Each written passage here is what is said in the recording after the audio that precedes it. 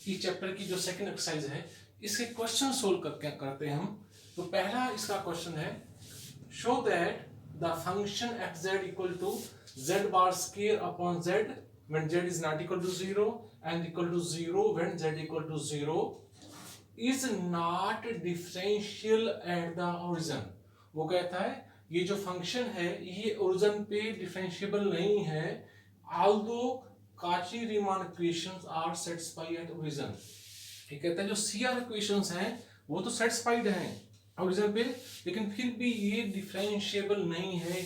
ये हमें दोनों चीजें प्रूव करनी है, ये भी प्रूव करके बताना है ये इक्वेशन सेटिस्फाई हो रही हैं, और ये भी बताना है ये ओरिजिन पे डिफरेंशिएबल नहीं है। तो पहले हम आते हैं, हम चेक करते हैं डिफरेंशिएबिलिटी एट 0 0। किसी पॉइंट पे डिफरेंशिएबिलिटी चेक करनी है तो उसका फार्मूला है एट पॉइंट z नॉट हम चेक कर रहे हैं, लिमिट f इसमें f डैश z 0, तो ये तो है नोटेशन है डेरिवेटिव की डिफरेंशिएबिलिटी की, limit z tends to z naught f z minus f z naught upon z minus z naught. लेकिन इस क्वेश्चन में जो पॉइंट है वो ओरिजिन 0 0 दे रखा है, मीन z इक्वल टू 0। तो z इक्वल टू 0 का जो मीनिंग है, रिपीट कर रहा हूं, z equal to 0, this implies x plus iota y equal to 0, this implies x भी 0 y भी 0। और ध्यान रखना इसमें जब हम रियल और इमेजिनरी पार्ट निकालेंगे वो भी 0 आएगा और भी 0, ये सारे पार्ट्स क्या होंगे, ये सारे के सारे पार्ट्स उसमें 0 आएंगे। तो यहाँ पे देखना इसमें f0 में यहाँ पे चेक दिया हुआ है at z equal to 0, function की वैल्यू क्या है 0, z0 f0 इक्वल टू 0, तो इसकी वैल्यू 0 है, ये z माइनस 0 है, तो यहाँ वैल्यू आई fz upon z, fz upon limit z tends to 0 equal to 0 नहीं है, तो z टेंड्स टू 0 मीन आपने क्या करना होगा, ये value z not equal to 0 वाली कोट करनी है। ये जो वैल्यू है वो यहाँ कोट कर दो, कैसे, z बार का स्क्वायर अपॉन z अपॉन ये वाला z अपॉन दिस z, ये z से z मल्टीप्लाई होगा, दिस बिकम z स्क्वायर, और z बार क्या हो, z बार होगा, हम z कैसे कोट करेंगे, हम ये लिखते हैं z equal to x plus iota y, और z बार क्या आएगा, z bar equal to this is equal to x minus iota y. तो ये x माइनस आइटा बाई, ये x plus iota y, limit z tends to 0, और ये दोनों की पावर सेम है तो इनको आप कंबाइंड बेस में लिख दो, x minus iota y upon x plus iota y its whole square. अब हमें क्या करना है, ये जो वैल्यू आई है इसको हमें अलग अलग पार्ट में चेक करते हैं। इसमें long x axis, long y axis, long y equal to mx, और long y equal to x square, long y equal to x cube, हम इस तरह इसमें इसको कोट करेंगे। लेकिन सबसे जो इजीएस्ट मोड है, सबसे जो पहला मेथड है, आप along the path y equal to mx check करना, आप long the path y equal to mx, तो क्या होगा f dash 0 equal to limit, हमें क्या करना है इसमें है, हमने y को mx पुट करना है। यहाँ पे चेक कीजिए, ये y है, यहाँ mx, यहाँ mx, तो y तो खत्म हुआ, तो एक ही लिमिट लेंगे, लिमिट z टेंड्स टू 0 किसमें कन्वर्ट होगा, limit x tends to 0, x minus iota mx, x plus iota mx, denominator में x कॉमन ले लो, डिनोमिनेटर में x कॉमन, वो कैंसिल करने के बाद यहाँ आता है limit x tends to 0, 1 minus iota m upon 1 plus iota m raise to power 2।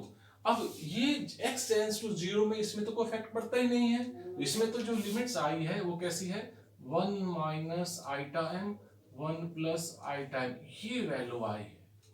लेकिन ये तो यूनिक नहीं है, ये वैल्यू यूनिक नहीं है, ये तो m के ऊपर डिपेंड है, m1 होगा तो अलग वैल्यू आएगी, m2 होगा तो अलग वैल्यू आएगी, m3 होगा तो अलग वैल्यू आएगी, और m4 होगा तो यहाँ वैल्यू अलग आएगी। इसका मतलब ये जो लिमिट है यूनिक नहीं है, इसका मीनिंग f डैश 0 एग्जिस्ट नहीं करता, वो यूनिक नहीं एग्जिस्ट नहीं करता है, इसमें the given function is not differentiable at 0 0। इसकी जगह is not differential at the origin की जगह वो ये भी कोट कर सकता है, the given function is not analytic at origin, not analytic at origin। तो इसके बाद एक स्टेप और लिखते हैं, as function f z is not differentiable at 0 0, this means function is not analytic at 0 0। तो इसका जो पहला पार्ट तो हमने कर दिया।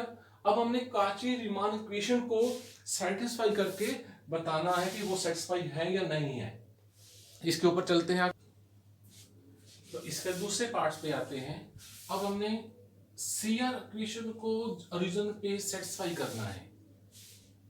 तो पहले आपने जो गिवन फंक्शन है, ये जो हमें कॉम्प्लेक्स फंक्शन दे रखा है, इसको सोल्व करके इसके रियल और इमेजिनरी पार्ट सेलेक्ट करो। तो कैसे सोल्व करना है? जेड बार को क्या लिखोगे? x माइनस आइटा वाई का whole square upon x plus iota y. अब इसको रैशनलाइज कर दो आप, तो x माइनस आइटा वाई से ऊपर नीचे मल्टीप्लाई करके ये bracket x minus iota y का होल स्क्वायर खोलोगे तो ये वैल्यू आएगी, उसको इससे मल्टीप्लाई करना है और फिर सिंपलीफाई आप कर देना। इसमें एक स्टेप बीच में और बनेगा, ये रियल पार्ट बनेगा और ये इमेजिनरी पार्ट है। रियल पार्ट को हम u लेते हैं और इमेजिनरी पार्ट को हम v लेते हैं। तो यहाँ पे u की ये वैल्यू आई, v की ये वैल्यू आई, तो हमें क्या क्या चाहिए इसमें? करली u बाई करली x निकालना है, करली u बाई करली y, करली v बाई करली x एंड करली v बाई करली y। ये चार क्या है? ये चार पार्शियल डेरिवेटिव हैं। चार क्या है? पार्शियल डेरिवेटिव हैं with respect to x and with respect to y। तो पहले करली u बाई करली x इसको निकालते हैं। Limit delta x tends to 0, क्योंकि करली u बाई करली x है, इसका मतलब चेंज किसमें? x में चेंज है, तो u delta x 0 minus u 0 0 upon delta x। आप इसकी जगह ऐसे भी लिख सकते हो, आप लिमिट h टेंड्स टू 0 और यहाँ पे आप क्या कोट कर सकते हो? उसमें है u h 0 minus u 0 0 upon h। कैसे कोट कर सकते हैं इसको मैं दोबारा फिर लिखता हूं। उसमें पहले इसको हम कंप्लीट कर लें। तो उसके बाद आपने ये जो u फंक्शन है, x की जगह डेल्टा x और x की जगह डेल्टा x, y की जगह 0 डेल्टा x या y की जगह 0 ये पुट करोगे और इसके ये तो अभी u की वैल्यू है और डिवाइड आपने डेल्टा x से करना है। इनको सिंपलीफाई करोगे तो वो अपर पार्ट में डेल्टा क्यूब x है, लोअर पार्ट में डेल्टा क्यूब x है। लिमिट पुट करने से पहले न्यूमरेटर और डिनोमिनेटर में कुछ कैंसिल होता है तो उसको आपने कैंसिल करना है। कैंसिल होने के बाद ये 1 बचता है, limit delta x tends to 0 equal to 1। ये तो करली u बाई करली x है।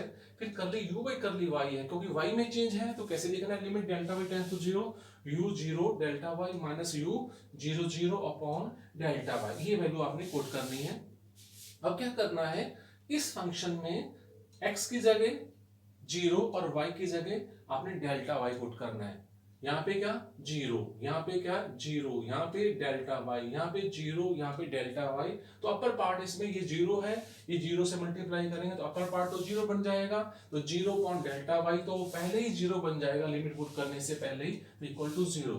इसी तरह आपने करली v बाई करली x एंड करली v बाई करली y कैसे निकालना है? आपने बस u की जगह v, यहाँ पे v, यहाँ पे v, यहाँ पे v आपने, और यहाँ पे v, यहाँ पे v, ये बाकी सेम रहेगा।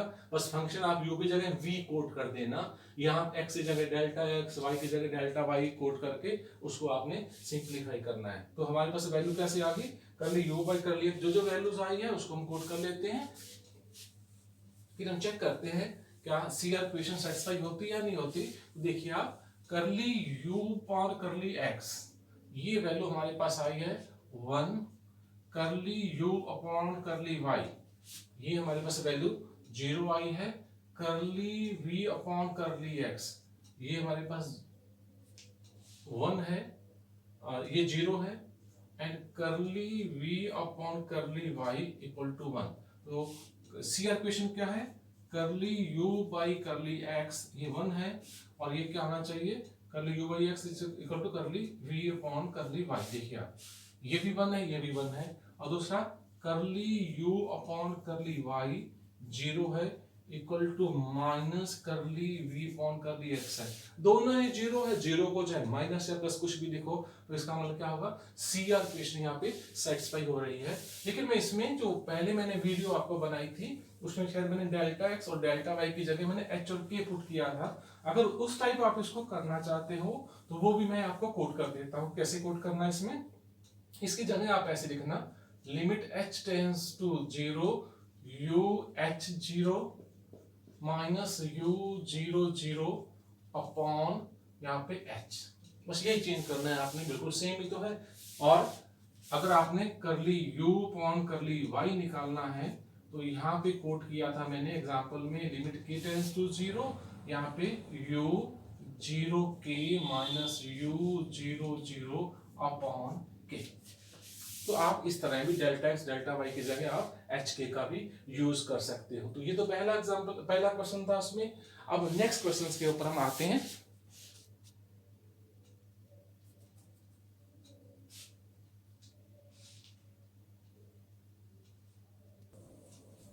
अब नेक्स्ट क्वेश्चन की स्टेटमेंट है, examine the nature of the function f z equal to x square y की 5 into x plus iota y upon x की 4 प्लस वाई की 10 when xy is not equal to 0 mean when z is not equal to 0 and equal to 0 when z equal to 0 mean xy equal to 0। यहाँ पे z 0, यहाँ z not equal to 0 ये भी mention किया हो सकता था। इसका ये मीनिंग है f0 equal to 0। तो इसमें जो नेचर हमें बतानी है, इसका मीनिंग क्या होगा, हमें एनालिटिसिटी चेक करनी है, ये फंक्शन एनालिटिक है या नहीं। उसके लिए हमें क्या प्रूव करना होगा, उसके लिए हम डिफरेंशिएबिलिटी चेक कर लेते हैं। जब भी फंक्शन को एनालिटिक प्रूव करना है तो डिफरेंशिएबिलिटी आपने चेक करनी है। या दूसरा इसका तरीका उसमें है, आप सबसे पहले आप सीआर इक्वेशन को चेक करो, अगर वो सेटिस्फाई नहीं है तो आगे जाने की जरूरत नहीं है। लेकिन हम डायरेक्ट इस तरह भी किसी पॉइंट पे चेक करना हो तो हम ऐसे चेक करते हैं। तो हम रीजन पे चेक करते हैं इस ये फंक्शन एनालिटिक है या नहीं। तो उसके लिए हम डेरिवेटिव चेक कर रहे हैं, डिफरेंशिएबिलिटी दिस। तो फार्मूला जैसे पहला क्वेश्चन था उसी तरह, limit z tends to 0 fz माइनस f0 upon z minus 0। fz की ये वैल्यू जो नॉट इक्वल टू 0 0 है वो कोट करनी है। हम limit z tends to 0 quote कर रहे हैं, तो ये वैल्यू यहाँ कोट कर दी। उसके बाद f0 की वैल्यू क्या है, f0 की वैल्यू क्या है यहाँ पे, ये ऑलरेडी 0 है, अपॉन z की वैल्यू क्या है, x प्लस आइटा वाई। तो इसको कैसे लिखेंगे, जब ये जो नेक्स्ट स्टेप में क्या होगा, ये जो वैल्यू है ये डिनोमिनेटर में आ जाएगी। तो कैसे वैल्यू आएगी नेक्स्ट स्टेप में, यहाँ पे x प्लस आइटा वाई यहाँ पे आ जाएगा, x प्लस आइटा वाई ये कैंसिल हो जाएगा। कैंसिल होने के बाद ये जो वैल्यू बचेगी ये आएगी एक्स स्क्वायर, ये मैं कोट कर दूं यहाँ पे, this is equal to x square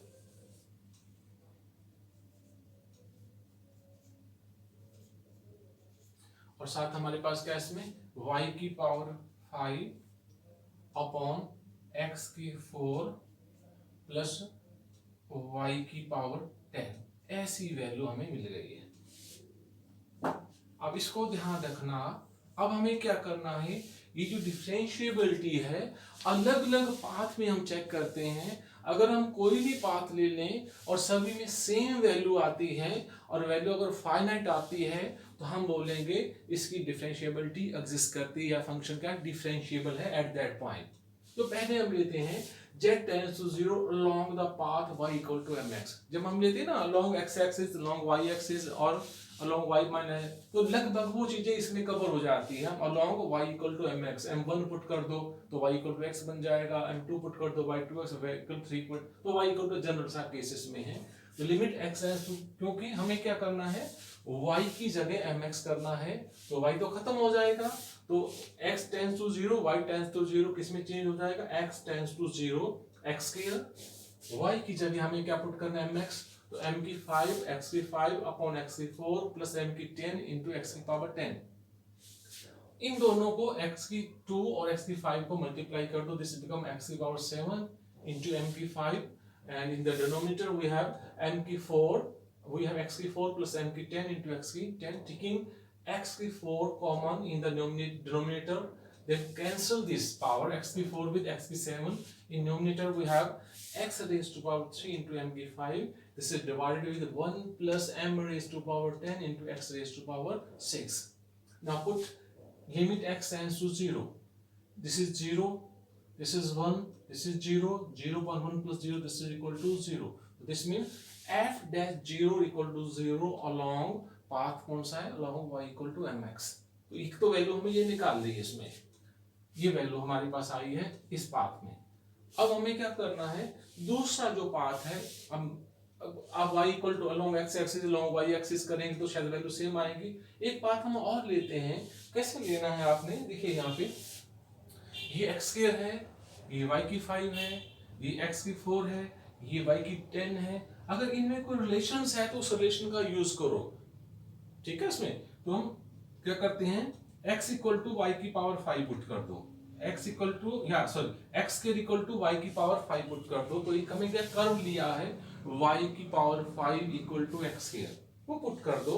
तो यहाँ पे y की 5 किस में हो जाएगा, x स्क्वायर में, यहाँ पे y की 10 है तो ये भी x स्क्वायर बनेगा, तो ये x square into x square upon x की 4 प्लस x की पावर 4, ये बनेगा x की 4 अपॉन 2x की 4, और ये पहले आपने जो लिमिट पुट करने से वो जो वेरिएबल है अगर कैंसिल होते हैं न्यूमरेटर एंड डिनोमिनेटर से, उसको आपने कैंसिल करना है। तो इसमें आंसर क्या आता है, 1/2 आता है, ये वैल्यू 0 है, ये वैल्यू हाफ है।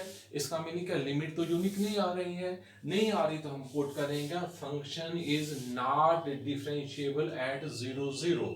This mean function is not analytic at 0 0, तो इसके फंक्शन एनालिटिक नहीं है। एक चीज स्टूडेंट और ध्यान रखना, जब हम लिमिट निकाल रहे हैं तो इस ध्यान रखना, जब न्यूमरेटर की वैल्यू डिनोमिनेटर से, जो ये डिग्री की बात कर रहा हूं, ये x और y दोनों को मिला के जब मल्टीप्लाई हो रहा है, अगर न्यूमरेटर की जो डिग्री है वेरिएबल की डिनोमिनेटर से ज्यादा हो तो वो लिमिट एग्जिस्ट करने की संभावना ज्यादा होगी, वो फंक्शन का डिफरेंशिएबल होगा 99%। न्यूमरेटर और डिनोमिनेटर की डिग्री सेम हो या न्यूमरेटर की डिग्री डिनोमिनेटर से बड़ी हो तो वो डिफरेंशिएबल होने की उसकी 99% संभावना है। अगर न्यूमरेटर की डिग्री कम है और डिनोमिनेटर की ज्यादा है तो वो डिफरेंशिएबल नहीं होगा। तो देखिए यहाँ पे x की पावर 2 y की पावर 5 है, ये तो x की पावर, ये कितनी पावर 7 डिग्री बनती है यहाँ पे, लेकिन यहाँ पे मैक्सिमम 10 है तो इसकी डिग्री इससे कम है, तो यहाँ पे वो चीज आएगी, वो फंक्शन का डिफरेंशिएबल नहीं है। अब नेक्स्ट क्वेश्चन के ऊपर आते हैं, क्वेश्चन नंबर 3 में, तो इसमें आते हैं क्वेश्चन नंबर 3, इसकी स्टेटमेंट लेते हैं, determine which of the following function are analytic. पहला है 2xy plus iota into x square minus y square, और सेकंड है x minus iota y upon x square plus y square. जब भी किसी फंक्शन को एनालिटिक प्रूव करना है, उसमें अगर उसके पार्शियल डेरिवेटिव, पहले क्या करना होगा, उसके रियल और इमेजिनरी पार्ट को अलग कर दो, और रियल पार्ट को u बोल लेंगे, इमेजिनरी पार्ट को v बोल लेंगे, और जो पार्शियल डेरिवेटिव अगर इजी हम निकाल सकते हैं तो वो पार्शियल डेरिवेटिव निकाल के CR इक्वेशन को सेटिस्फाई करके चेक कर देना। अगर वो सेटिस्फाई होती है तो वो क्या होगा, फंक्शन क्या होगा, वो एनालिटिक, तब हमें उसकी कंटिन्यूटी पे भी जाना पड़ेगा उसमें। फिर कंटिन्यूटी के लिए भी फिर हमें ये चेक करना है ये जो पार्शियल डेरिवेटिव है वो कंटिन्यूस है या नहीं है, नहीं तो आगे फिर आपको दूसरे में उसे मूव करना पड़ेगा। तो आप इसमें चेक करते हैं determine which of the following functions are analytic और नॉट। उसमें तो देखिए आप कैसे आप उसको प्रूव करेंगे, u 2xy है, v equal to x minus y square है, करली u बाय करली x 2y, करली u बाय curly y 2x, curly v by करली x या 2x, curly v by curly y equal to -2y। तो CR इक्वेशन क्या है, करली u बाय करली x equal to curly v by curly y बराबर होना चाहिए, करली u बाय करली x 2y है और करली v बाय करली y क्या -2y है, तो इसका मतलब इक्वल नहीं हुआ, तो एक केस भी नहीं इक्वल है, तो इसका मतलब CR equation are not satisfy and that is not analytic. उसके बाद आते हैं सेकंड केसेस में, f z equal to x upon x square plus y square minus iota y upon x square plus y square, real part अलग, u ये हमारे पास v है, तो आपने पार्शियल डेरिवेटिव कर ली u बाय कर ली x, कर ली u बाय कर ली y, कर ली v बाय कर ली x एंड कर ली v बाय कर ली, ये वैल्यूज हमें निकाल ली है। पहले तो CR इक्वेशन को देखते हैं, ठीक है, कर ली u बाय कर ली x और कर ली v बाय कर ली y तो सेम है, इसका मीनिंग क्या होगा, कर ली u बाय कर ली x इक्वल टू कर ली v बाय कर ली y, ये तो ट्रू हो गया। फिर दूसरा कर ली u बाय कर ली y इक्वल टू माइनस कर ली v बाय कर ली u बाय कर ली y क्या है -2xy है ना इसमें, और इक्वल टू माइनस, इसको माइनस से मल्टीप्लाई करोगे, देखिए यहाँ पे माइनस, ये माइनस, इसका मतलब ये तो सेम हो गया, तो CR इक्वेशन यहाँ पे सेटिस्फाई करती है। फिर एक सफिशिएंट कंडीशन जो डिफरेंशिएबिलिटी, हमें एनालिटिक प्रूव करने से पहले हमें क्या करना होगा, आपको उसको प्रूव करने का तरीका क्या, हमें डिफरेंशिएबल उसको प्रूव करना है। तो उसके बाद ये जो 4 पार्शियल डेरिवेटिव है, CR इक्वेशन तो सेटिस्फाई हो गई, अगर ये सेटिस्फाई हो गई है, ये जो 4 पार्शियल डेरिवेटिव है ये भी कंटिन्यूअस होने चाहिए। तो देखिए आप, ये इनको हम रैशनल फंक्शन बोलते हैं, ये अलजेब्रिक फंक्शन इसमें है, तो अगर दो फंक्शन, ये अलजेब्रिक फंक्शन है, ये पोलिनोमियल है, ये पोलिनोमियल है, ये पोलिनोमियल है, और ना तो ये जीरो बनता ना ये जीरो बनता, इसमें कोई भी जीरो नहीं बनता उसमें है, तो अगर इनको हम रैशनल फंक्शन बोल देंगे इसमें है, तो ये कर ली u बाई कर लिया इसका, ये भी रैशनल फंक्शन है तो कॉन्टिन्यूस, ये भी कॉन्टिन्यूस है, ये भी कॉन्टिन्यूस है, ये कॉन्टिन्यूस है। तो जो सफिशिएंट कंडीशन क्या है, जो चार पार्शियल डेरिवेटिव हैं वो एग्जिस्ट हो रहे हैं यहाँ पे। उसके बाद क्या है, वो कॉन्टिन्यूस होने चाहिए, ये भी कॉन्टिन्यूस भी हो गया, और वो अगर सीआर इक्वेशन को सेटिस्फाई करते हैं तब हम बोलेंगे वो फंक्शन क्या है, डिफरेंशिएबल। तो यहाँ पे हमें पहले क्या कर लिखना होगा, this implies function is differentiable. अगर फंक्शन डिफरेंशिएबल है तब हम कोट करेंगे the given function is analytic. Given function is analytic. फिर मैं रिपीट कर रहा हूं, एनालिटिक प्रूव करना है तो उसकी सफिशिएंट क्या है, जो गिवन फंक्शन है उसको रियल पार्ट्स और इमेजिनरी पार्ट्स को अलग कर दो। जो रियल और इमेजिनरी पार्ट हैं फिर उनके पार्शियल डेरिवेटिव करने हैं with respect to x, with respect to y. Mean curly u by कर ली x, कर ली u बाई कर ली y, कर ली v बाई कर ली x एंड कर ली v बाई कर ली, ये वैल्यू आपने निकालनी है। ये चारों डेरिवेटिव एग्जिस्ट होने चाहिए। अगर ये एग्जिस्ट करते हैं तो उसके बाद क्या है, ये कॉन्टिन्यूस भी होने चाहिए, नेसेसरी कंडीशन। और इसमें जो अंतर ये है, ये चारों के चारों कॉन्टिन्यूस भी होने चाहिए। तो कॉन्टिन्यूटी कैसे आपने प्रूव करनी है, इसमें है ये अलजेब्रिक इक्वेशन है, ये भी अलजेब्रिक है, ये पॉलिनोमियल है, ये भी पॉलिनोमियल, इनको डिवाइड करेंगे तो रैशनल बुक बन जाएगा उसमें। तो ये भी कॉन्टिन्यूस, इसलिए ये भी कॉन्टिन्यूस, ये भी कॉन्टिन्यूस, ये भी कॉन्टिन्यूस है। तो चारों के चारों कॉन्टिन्यूस भी हैं और सीआर इक्वेशन को ये सेटिस्फाई करते हैं। तो एक पॉइंट तो ये बन जाएगा, दूसरा पॉइंट ये बन जाएगा। अगर दोनों ट्रू हैं तो हम बोल सकते हैं गिवन फंक्शन इज डिफरेंशिएबल। अगर फंक्शन डिफरेंशिएबल है तो तब आपने बोलना है given function is an analytic function. Thank you student.